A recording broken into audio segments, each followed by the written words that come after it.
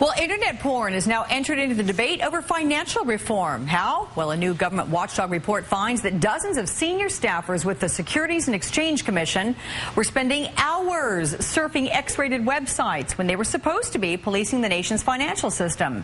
Many of the instances occurred as the economy nearly went over a cliff. Washington Post government watchdog reporter Ed O'Keefe joins me live. I mean, come on.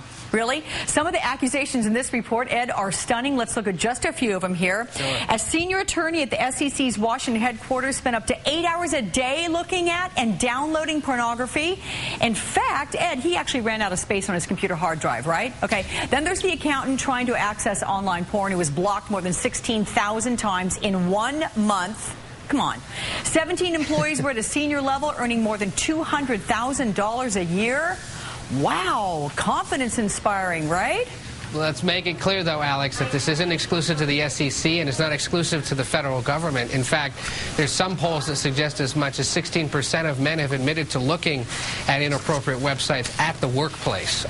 But in the case of the SEC, yes, there have been about 33 cases in the last 5 years, 31 of them involving real senior folks, as you said, making anywhere between $99,000 and $270,000 a year. The agency points out that they have either suspended or are in the process of disciplining all of these employees, that it was their internal sort of safeguards that caught this.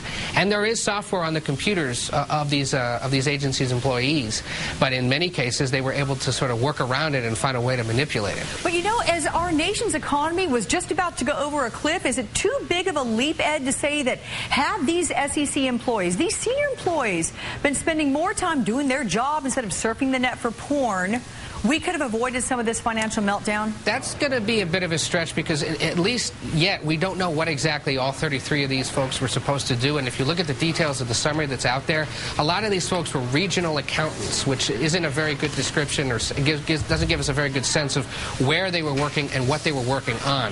What I will say, though, is note the fact that this was released by Senator Charles Grassley of Iowa, himself a pretty good Republican watchdog. It's released less than a week after the SEC announces it's filing charges against Goldman Sachs.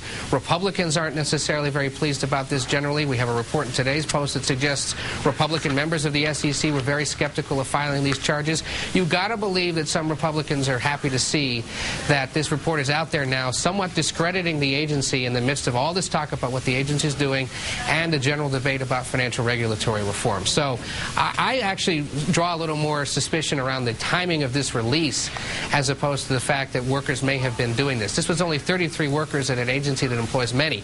It's inappropriate, it's inexcusable, but would they have helped stave off the financial crisis? I don't necessarily, it doesn't necessarily appear that that would be the case. What? The report was released for political reasons? You're kidding me. Okay. No. Ed O'Keefe, thanks so much. Take care.